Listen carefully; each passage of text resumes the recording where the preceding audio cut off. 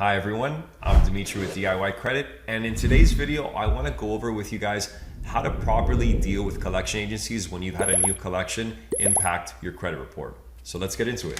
So let's say, for instance, you fell under hardship or you had some things come out of nowhere where you couldn't financially pay whatever creditors you have in that moment in time, whether it's a credit card, whether it's an installment loan, or whatever the case may be. Now, you find yourself in a situation where you fast forward 4 to 6 months and you haven't been able to make any payments. The creditor's been contacting you, hey, can you pay this? Can you pay this? Whatever. They, for the most part, get fed up with it and they do what's called, they charge it off as bad debt. So what does that mean? If for those of you that have seen that on your report in the past, charging off as bad debt means that the creditor, for tax purposes, goes ahead and meaning they lent you out some money, you never pay them back. So for tax purposes, they don't have to pay that anymore. So they're fine. Now, the next layer that comes into this is they go ahead and they sell it to a collection agency for pennies on the dollar. So typically if let's say in this example, if it's $1,000 that you owed, they'll typically sell to like a collection agency for like $150, $200 at the very most, right? Now, this video is primarily geared towards new collection accounts. And I want to make sure that that's very, very, very apparent because I don't want any of you guys watching this video to grab an old collection account and pay it. And the reason why is because older accounts that are closed that have derogatory remarks such as charge-offs, collections, repossessions, bankruptcies, child support, whatever, all those items, if they're older and they're closer to the 7-year mark, which in reality is 7 years and 6 months from the last payment made. If you have, in this example, let's say a collection that's 5, 6 years old and you wake up the day of tomorrow and you want to go ahead and decide to pay it, if you do it the wrong way versus disputing it, you can actually reset that timeline. So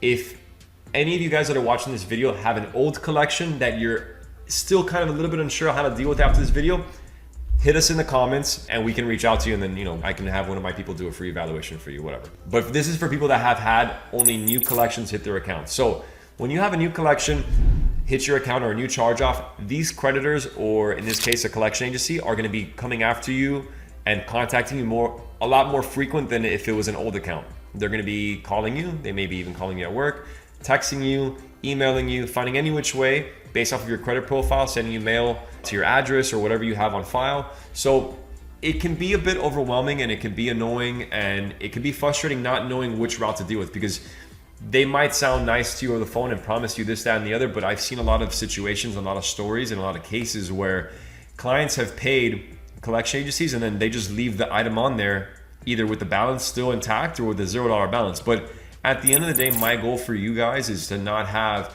any collections on your credit report. I don't care if it's a $0 balance, a $1, or a $10,000 balance. The point is to have all these negative items, especially if you're doing your due diligence. If you're paying it off and you're making amends and you come to a settlement, the very least that any collection agency should do is have it removed. There's no reason or no validity for them to air out your dirty laundry, so to speak, by putting on your credit report that you still have this collection or whatever if they already got paid. So let's talk about how to go about doing that on new accounts, right? So let's say, for instance, you defaulted with Discover, right? You had a credit card, things happened, or whatever the case may be, and you couldn't pay it anymore. So they're hitting you up month after month. They sell it to a collection agency. Now they start contacting you. Fine, cool. So the correct way to go about this is doing the following.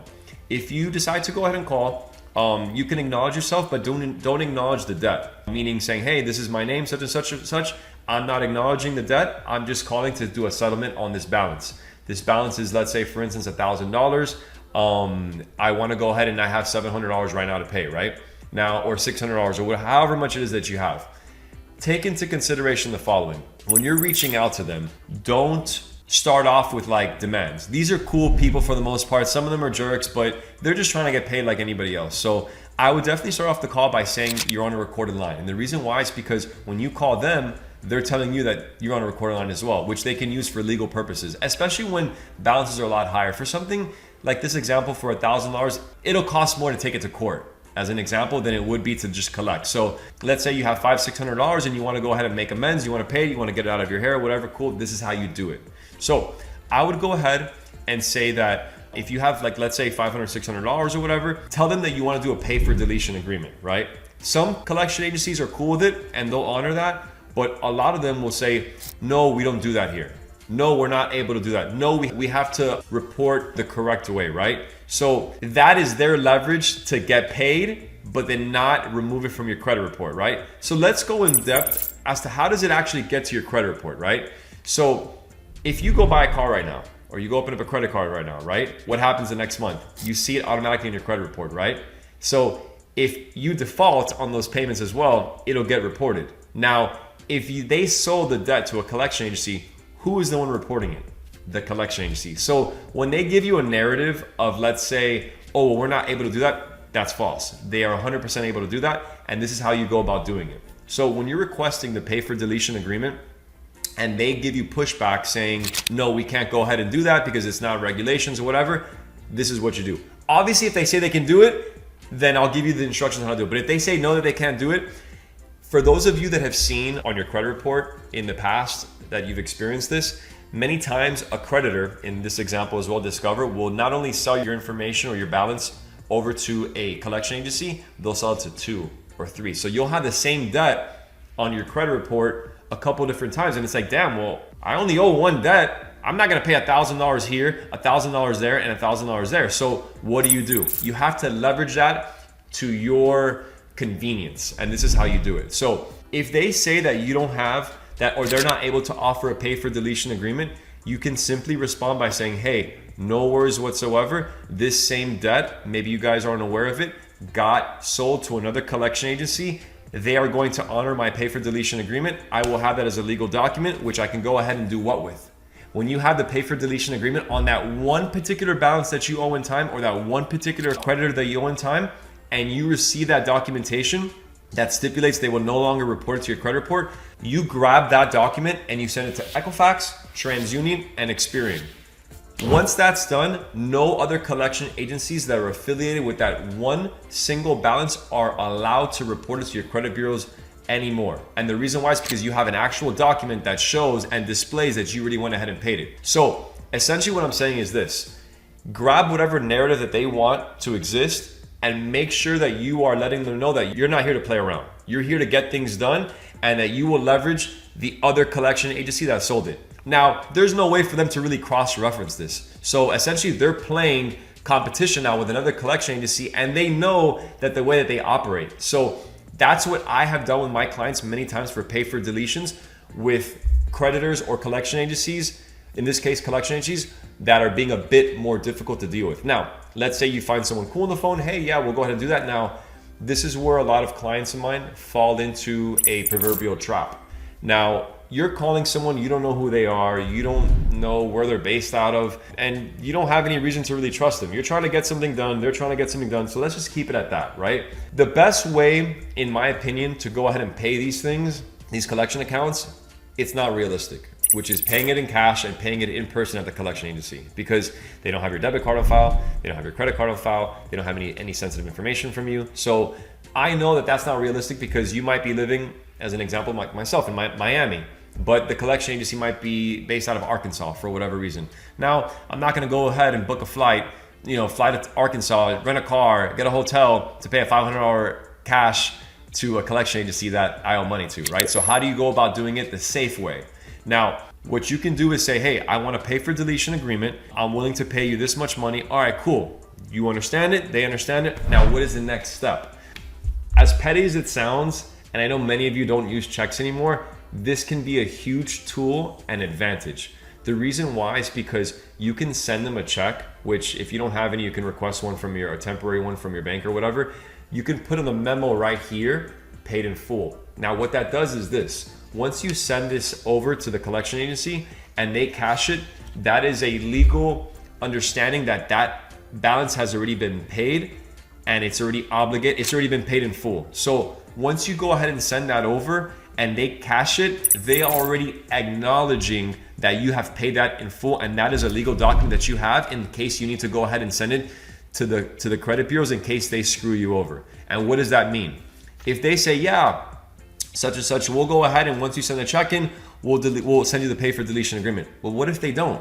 What if they don't go ahead and send it over? So what you would do is you would send this document over.